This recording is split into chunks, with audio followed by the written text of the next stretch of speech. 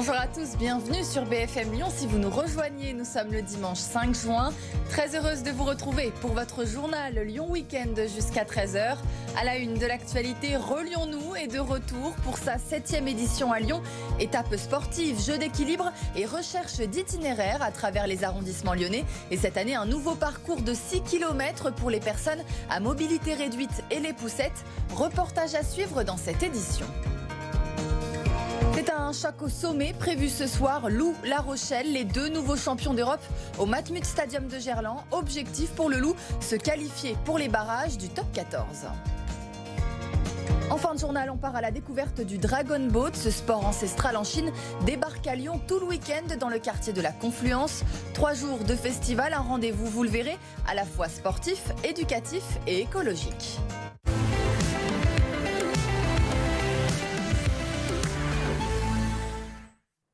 Mais d'abord, des grêlons de la taille d'une balle de ping-pong et des impacts de foudre dans le Beaujolais. Regardez ces images tournées à Belleville ou encore près du lac des Sapins. Le département du Rhône a été touché ce samedi par de la grêle et des fortes pluies. Aucun dégât majeur n'est à signaler cependant. La vigilance orange aux orages dans le Rhône a été levée ce matin par Météo France.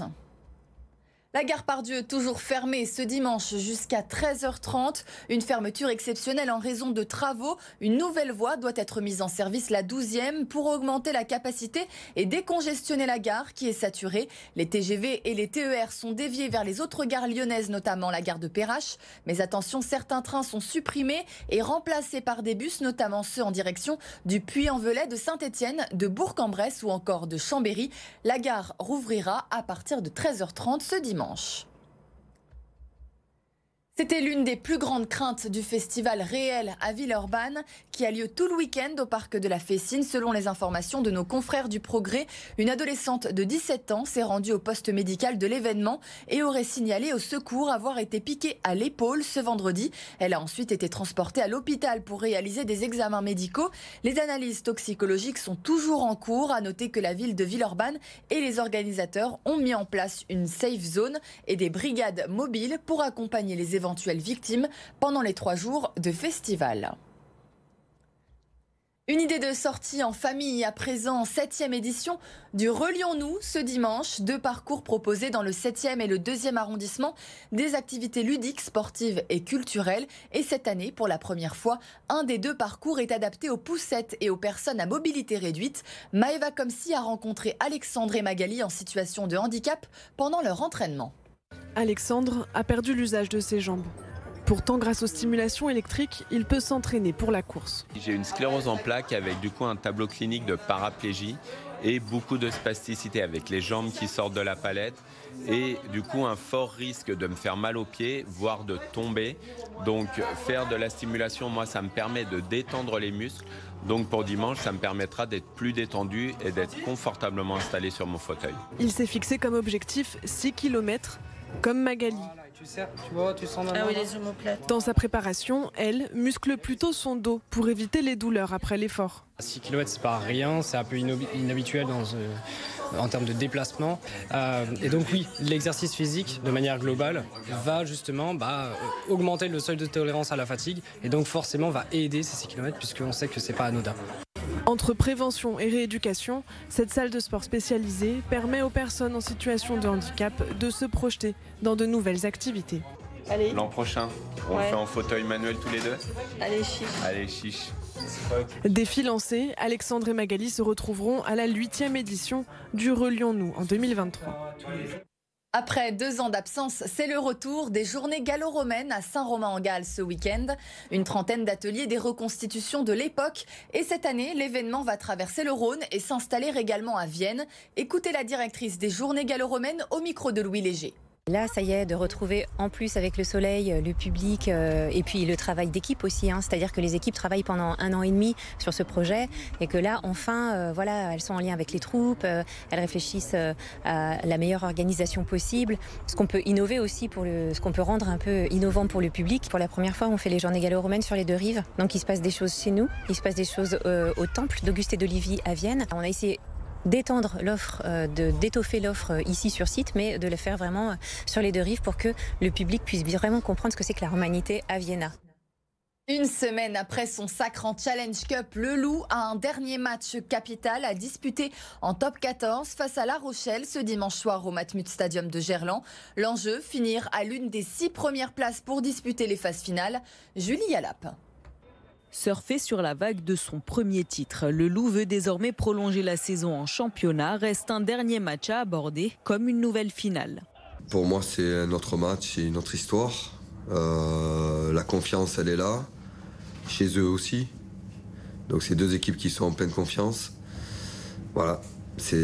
Pour moi, ça s'arrête là. Après, le reste, c'est un nouveau match et c'est complètement différent de la semaine dernière. Différent car c'est La Rochelle qui vient défier le Loup sur ses terres. Les Maritimes sacrés en Champions Cup sont eux aussi toujours en course pour le top 6. Mais les Lyonnais n'entendent pas abandonner leur objectif de la saison. On s'était fixé forcément d'intégrer les phases finales. Donc si on était amené à pas être dedans, ce serait une désillusion.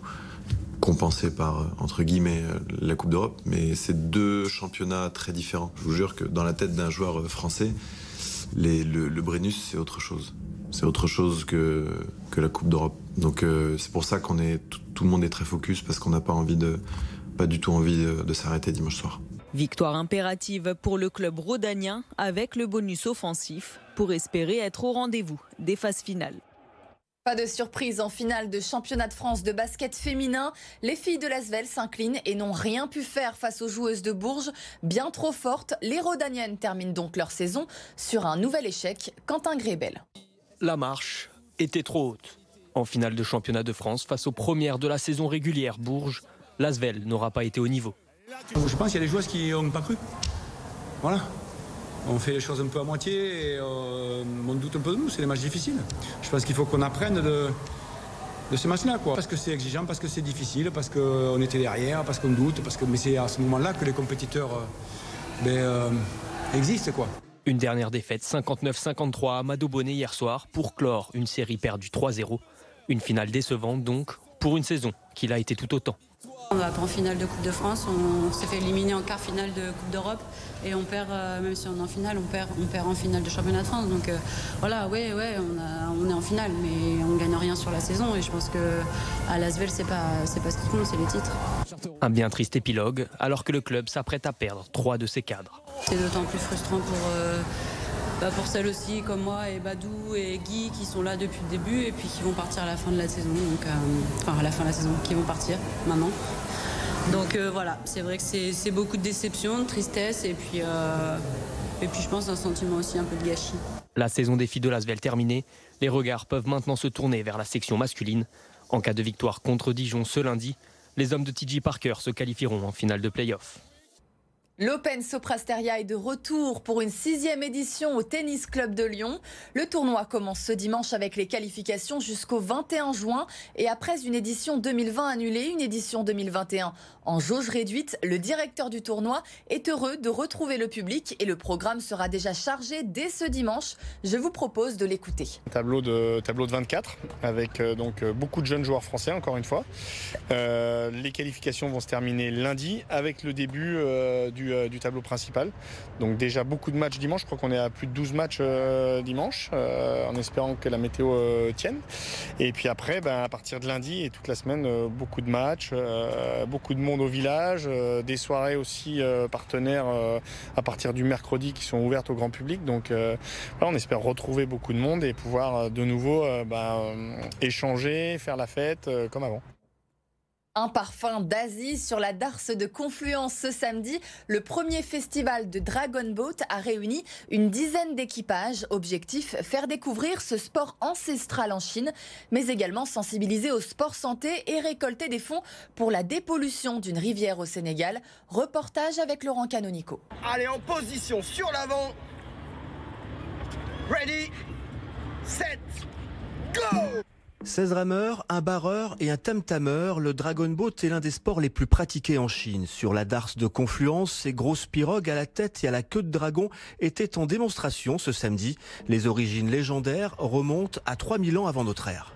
C'est un poète qui dénonçait la corruption du royaume chinois et qui par dépit s'est jeté dans la rivière.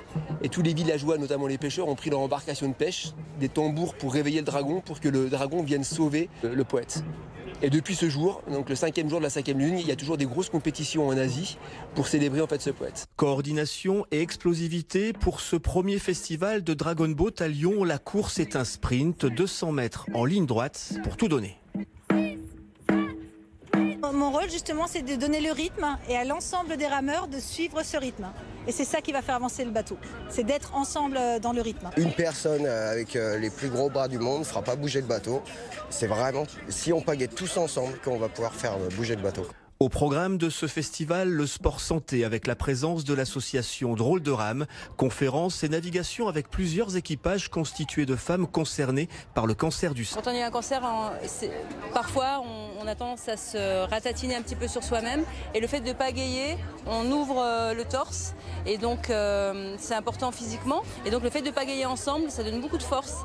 Le Sénégal a l'honneur également. La Fédération internationale de Dragon Boat travaille à la dépollution de la rivière de Mbao au sud de Dakar pour la rendre aux pêcheurs.